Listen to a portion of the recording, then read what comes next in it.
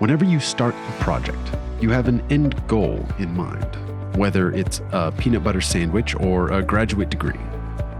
The Community Action Network is the same. The national CSBG goals give us a broad target to aim for and a way to measure our effectiveness.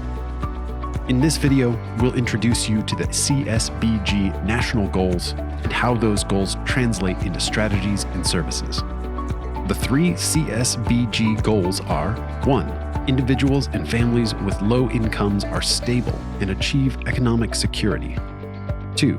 Communities where people with low incomes live are healthy and offer economic opportunity. 3. People with low incomes are engaged and active in building opportunities in communities.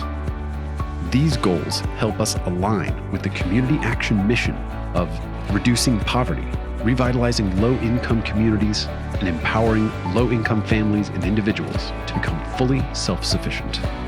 We work towards these goals at both a community level and an individual or family level. Within the Community Action Network, we often refer to our work at the community level as strategies and our work at the individual or family level as services. Now that we've introduced the goals, let's take a look at how they translate into strategies and services. CSBG is the only federal poverty program aimed at moving people from poverty to self-sufficiency. It is designed to be a flexible spending source for communities to assist low-income people at the local level, regardless of citizenship, religion, age, race, sex, gender identity, sobriety, and past criminal convictions. Since CSBG funding is limited to low-income individuals and families, it's important to understand how that is defined. In general, low income is defined as 100% of the federal poverty level, or FPL. Some states have expanded that definition to 125% FPL, so it's important to check with your state office. CSBG funding is not only intended for certain recipients. There are also defined service areas it can be used for.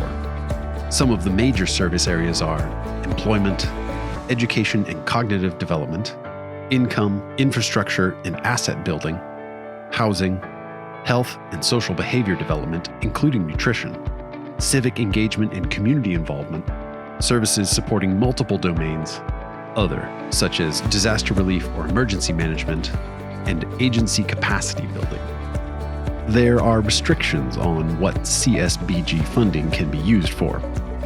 We'll discuss the federal restrictions in place, but your state may have additional guidelines. According to the OCS, CSBG should only be used as a federal match, including a match for HUD's McKinney-Vento Homeless Assistance Programs and the Corporation for National and Community Services AmeriCorps program. CSBG cannot be used for the purchase and improvement of land and the purchase, construction, or permanent improvement of any building or facility. There are some exceptions for low-cost residential weatherization or other energy-related repairs. OCS has allowed an exception to this in some cases with a waiver application from the state. In addition, CSBG should not be used to provide services or support programs that identify the CAA with any of the following: partisan or nonpartisan political activity or any political activity associated with a candidate or contending faction or group in an election for public or party office, activity to provide voters with transportation to the polls or similar assistance, voter registration activity. CSBG should be used in accordance with parts of the Code of Federal Regulations Part 200, also known as the Uniform Guidance. In the rest of this lesson, we'll go into more detail about each of the 9 major service areas CSBG funding can be used and how these services help us achieve the CSBG national goals.